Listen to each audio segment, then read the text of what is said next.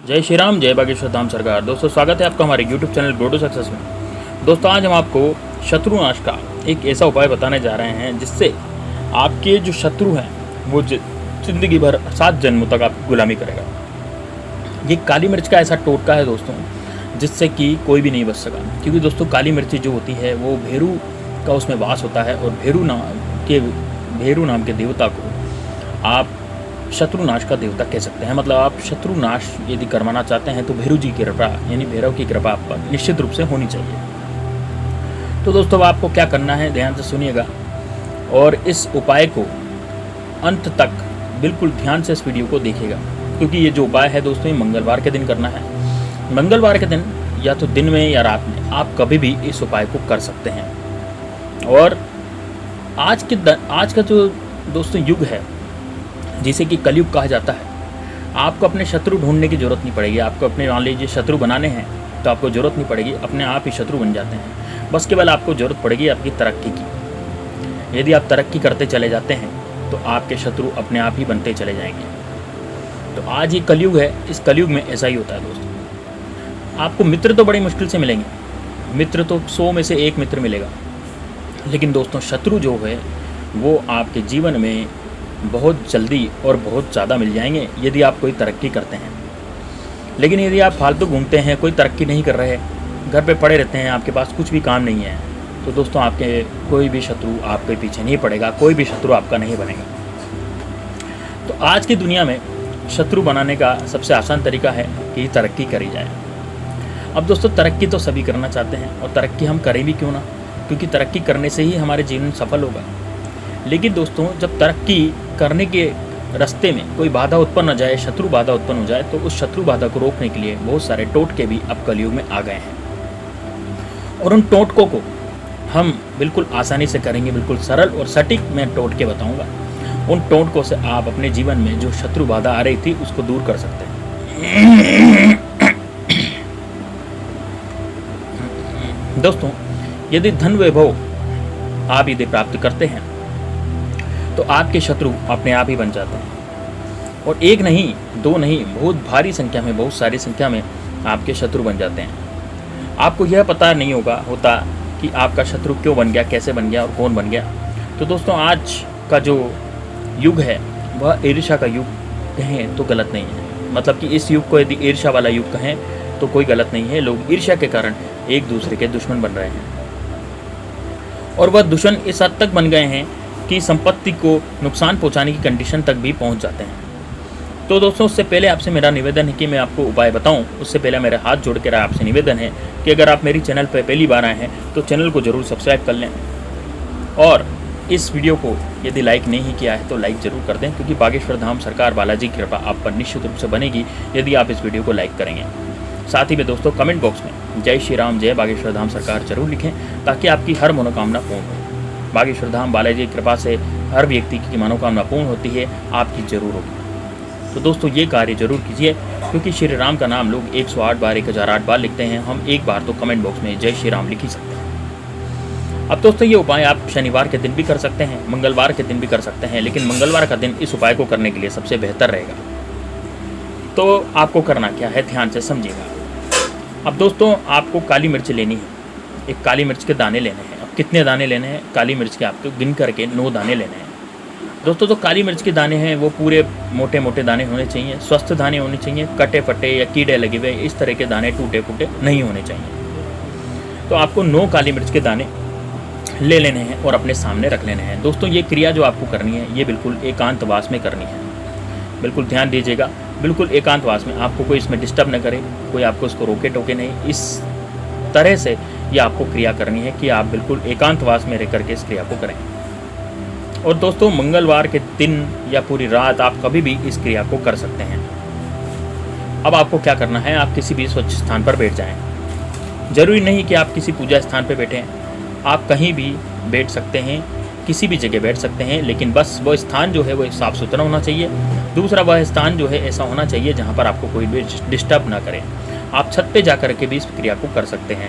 यदि आपको वहाँ कोई डिस्टर्ब नहीं करता तो बिल्कुल निश्चित रूप से आप वहाँ पर भी जाएं और वहाँ जा कर के इस क्रिया को कर सकते हैं।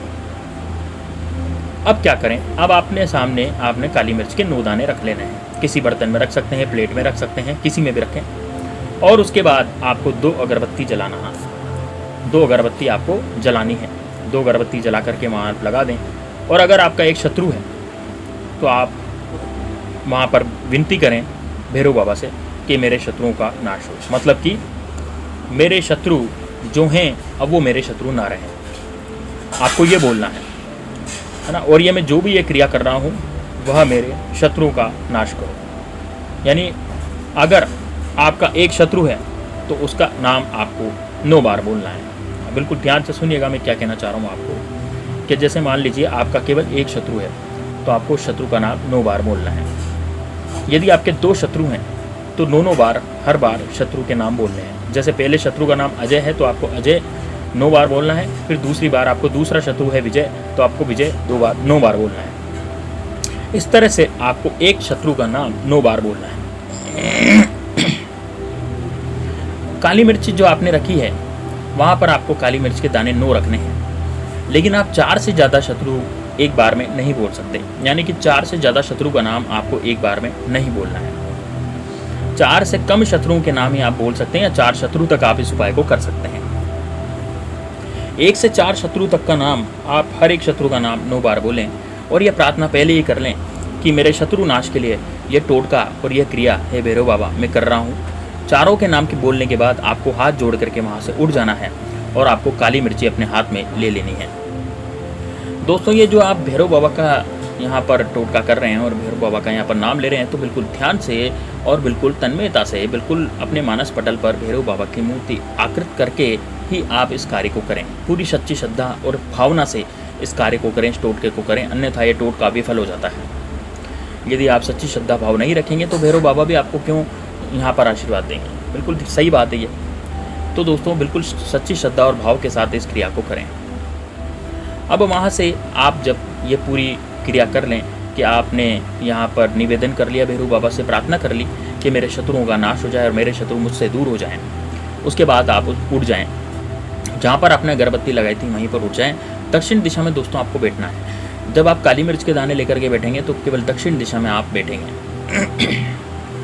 दोस्तों इस क्रिया को दिन भर में कभी भी कर सकते हैं, बस घर में बिल्कुल शांति रहनी चाहिए।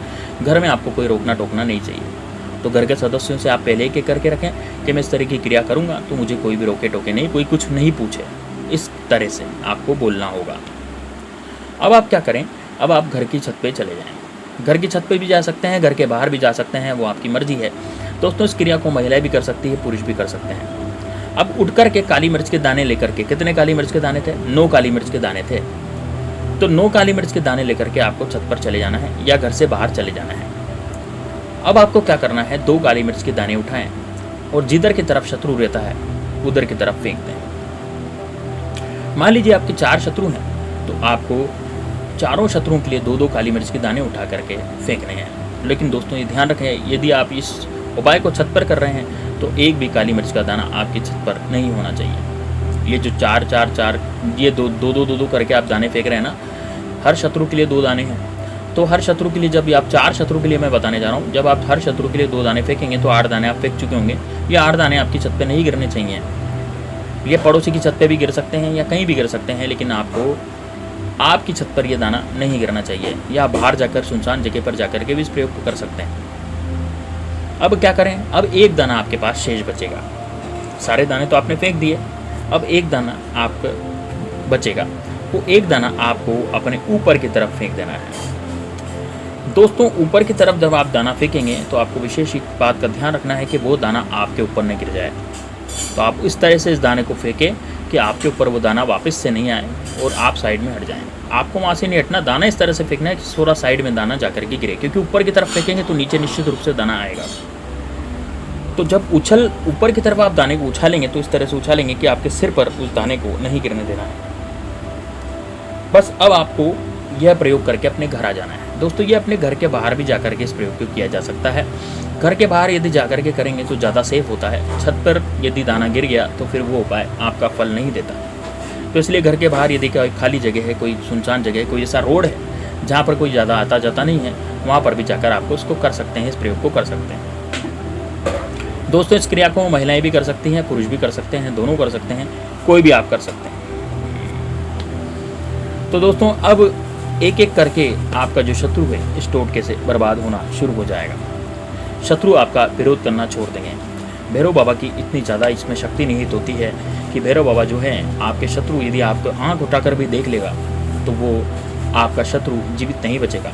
इतना ज़्यादा प्रभावी उपाय है ये। और आपका विरोध करना तो बहुत दूर की बात है, आपकी तरफ आपके लिए सोचेगा भी नहीं, आपकी तरफ आँख उठाकर भी नहीं देखेगा। इस तरह का ये जो है उपाय है, उसकी सारी शक्ति खत्म हो जाएगी, चाहे वो मानसिक शक्ति हो, चाहे वो आर्थिक शक्ति हो, चाहे वो किसी भी तरह की शक्ति हो, बल की शक्ति हो, तन की शक्ति हो, सारी शक्ति उसकी खत्म हो जाएगी, किसी लायक वो नहीं रहेगा। तो दोस्तों यकीन मानिए बहुत ज़बरदस्त उपाय है, करके जरूर देखिएगा, निश्चित रूप से आपको फल मिलेगा।